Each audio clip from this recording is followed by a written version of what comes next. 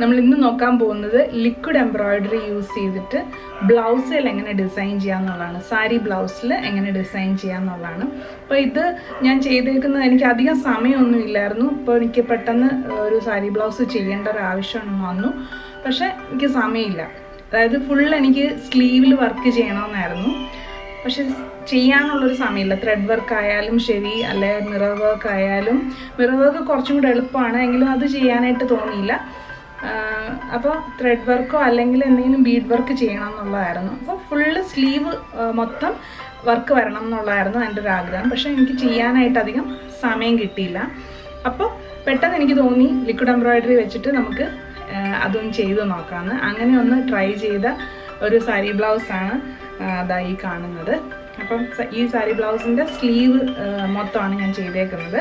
ഇതിലിപ്പോൾ ഈ കാണുന്നത് മൊത്തം ലിക്വിഡ് എംബ്രോയിഡറിയുടെ കോൺ യൂസ് ചെയ്തിട്ട് വരച്ചേക്കുന്നതാണ്, അല്ലാതെ ഇതിനകത്ത് ത്രെഡ് വർക്ക് ഒന്നും തന്നെ ഇല്ല.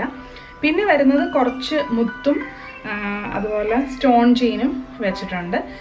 അപ്പോൾ ഇതെങ്ങനെയാണ് ചെയ്യുന്നതെന്നുള്ളത് നമുക്ക് നോക്കാം. വളരെ എളുപ്പമാണ്. ഒരു 2 മണിക്കൂർ മാക്സിമം അത്രേ വരത്തുള്ളൂ സ്ലീവിൻ്റെ ഈ ഒരു വർക്ക് ചെയ്യാനായിട്ട്. വരയ്ക്കാൻ അറിയണം, അല്ലെങ്കിൽ നമുക്ക് നെറ്റിൽ നിന്ന് പ്രിൻ്റ് എടുത്തിട്ട് അത് വരയ്ക്കാം. അപ്പോൾ അത് വരയ്ക്കുക. പിന്നെ അതിൻ്റെ പുറത്തൂടെ കോൺ യൂസ് ചെയ്തിട്ട് വരയ്ക്കുക. പിന്നെ ആവശ്യത്തിന് ചിലയിടത്തൊക്കെ കുറച്ച് മുത്തും സ്റ്റോൺ ചെയിനും ഒക്കെയാണ് കൊടുക്കുക. ഇത് ഞാൻ എൻ്റെ ഒരു ഐഡിയ വെച്ചിട്ട് ചെയ്തതാണ്. അപ്പം നിങ്ങൾക്ക് ഇത് കാണുമ്പോൾ ചിലപ്പോൾ നിങ്ങൾക്ക് നിങ്ങളുടേതായ ഐഡിയാസ് വരും. അപ്പോൾ അങ്ങനെ തോന്നിയിട്ട് നിങ്ങൾ ചെയ്ത് നോക്കുക.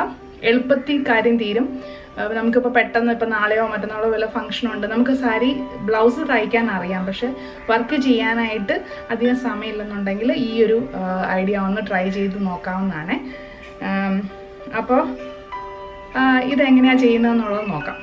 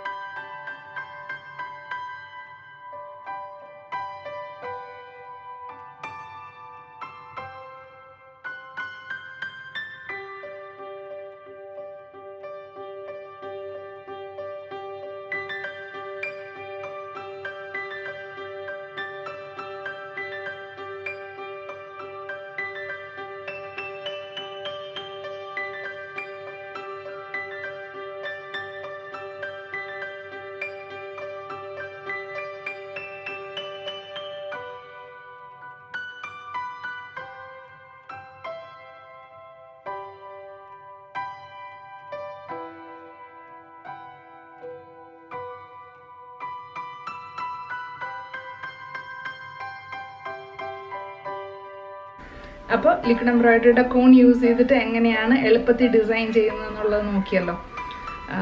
എല്ലാവർക്കും വീഡിയോ ഇഷ്ടപ്പെട്ടെന്ന് വിചാരിക്കുന്നു. വീഡിയോ ഇഷ്ടപ്പെട്ടെങ്കിൽ ലൈക്ക് ചെയ്യാനും ഷെയർ ചെയ്യാനൊന്നും മറക്കരുത്.